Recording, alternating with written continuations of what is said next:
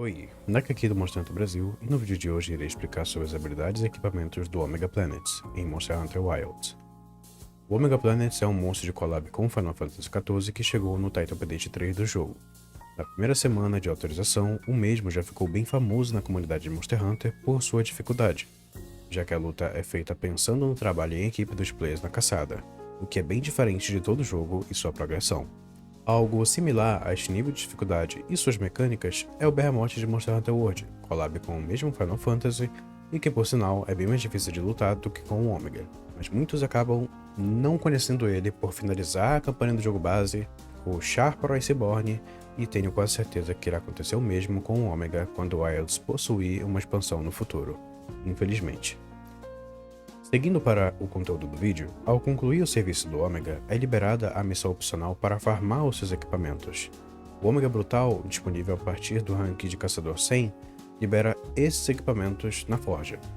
Ambas as missões estão disponíveis permanentemente no jogo desde sua chegada. Enquanto comento sobre os equipamentos, existem alguns detalhes que estarei deixando na tela para facilitar o entendimento das habilidades.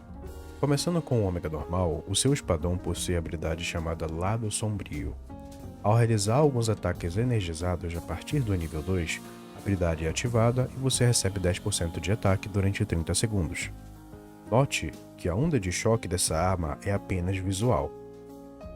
Para causar dano adicional na onda de choque, é necessário você utilizar duas partes do Ômega e também qualquer espadão passa a causar esse efeito da onda de choque com dano adicional.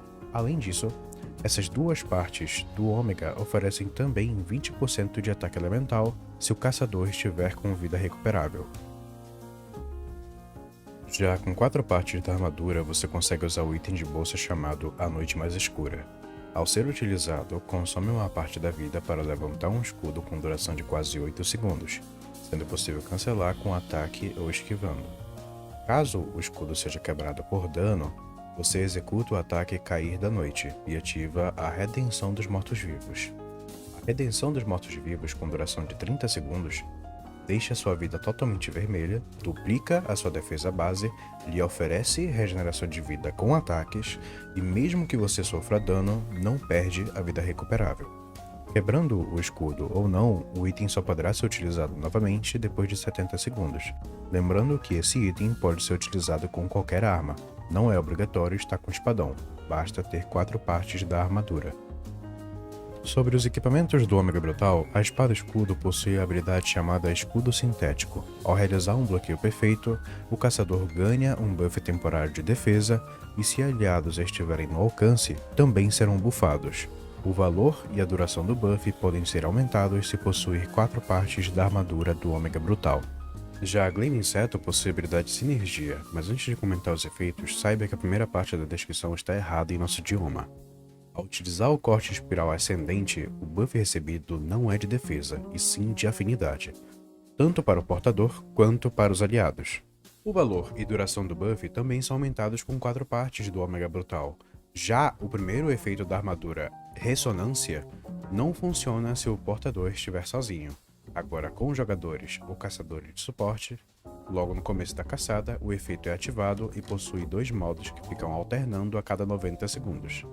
O modo local possui o círculo roxo que beneficia o portador com afinidade, caso algum jogador ou caçador de suporte esteja com ele. Já o modo remoto é ao contrário. Após alternar para ele depois de 90 segundos, o portador fica com um círculo vermelho ao seu redor, o buff não é de afinidade, mas sim de ataque, e só dá para ativar o mesmo se ninguém estiver dentro do círculo. Além disso, aproveito para corrigir uma informação passada sobre a ressonância, o efeito de afinidade ou ataque não são passados para os outros jogadores ou caçadores de suporte. Somente o portador da armadura recebe o efeito. Digo isso pois até então acreditava que os buffs eram compartilhados entre jogadores e que só seria necessário uma pessoa ter a habilidade. Porém, fazendo os testes com mais calma para a produção deste vídeo, vi que estava errado e estou agora corrigindo a informação. O lado bom é que as partes do Ômega são bem boas com engastes e habilidades ofensivas, então você pode perder um pouco ou em certas builds não perder nada de dano e ter um buff gratuito aí para o multiplayer, sendo 20% de afinidade no modo local ou 10% de ataque no modo remoto. Esse foi o vídeo, espero que tenham gostado. Não se esqueça de se inscrever e deixar o like para apoiar o meu trabalho. O próximo vídeo será sobre GOG Imagens, com dicas, recomendações de builds para as 14 armas e outras coisinhas. Obrigado por assistir e até a próxima.